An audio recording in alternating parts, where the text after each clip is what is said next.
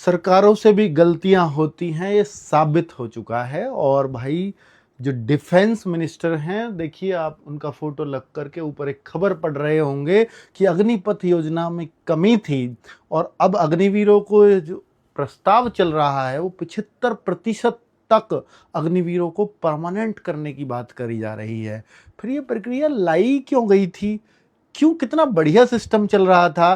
तो आपने देखा होगा कि एक्सपर्ट व्यू इनका कहना है कि जब कारगिल युद्ध हुआ था तो उसके बाद एक कमेटी बनी और इन्होंने बोला कि जो सेना की एवरेज एज है वो हमारी की ज़्यादा हो चुकी है। सेना को जो 17 साल में उसका जवान रिटायर होता था तो उस कमेटी ने बोला कि 10 साल करने की एक सिफारिश उस कमेटी ने की थी कि 10 साल की सर्विस करवाओ, पर ऐसा कहीं नहीं था कि 4 साल ही कराओ। अब 4 साल में 3 साल होते होते तो जो अग्निवीर होगा वो कहेगा 1 साल और है यार, क्यों इतनी मेहनत करनी है।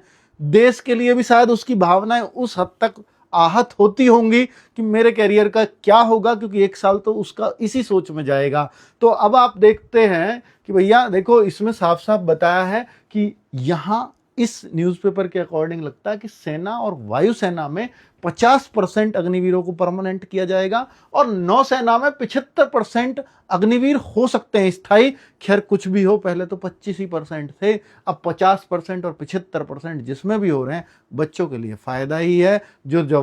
जो जवान आर्मी का देश की सेवा का सपना देखता है तो उसके लिए तो भाई साहब ये जबरदस्त चीज है। और अब ये सब प्रस्ताव कहां है, किस स्थिति में, ये सारे प्रस्ताव केंद्र सरकार के पाले में है। अब इन पर केंद्र सरकार को ही लेना होगा अंतिम फैसला।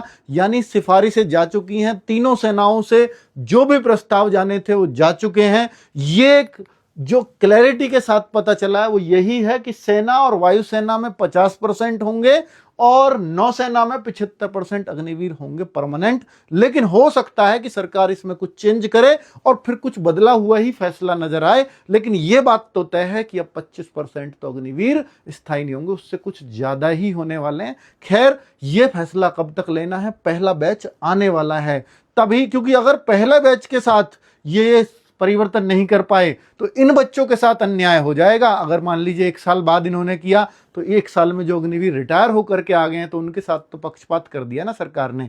इसलिए सरकार चाहती है कि किसी के साथ पक्षपात ना हो। ये लोग भी, सेनाएं भी चाहती हैं कि जो भी डिसीजन हो वो अभी होना चाहिए, क्योंकि पहला बैच अभी आया नहीं है, वो सितंबर अक्टूबर में आ रहा है। तो जो भी परिवर्तन होंगे वो सितंबर से पहले ही हो जाएंगे। Thank you.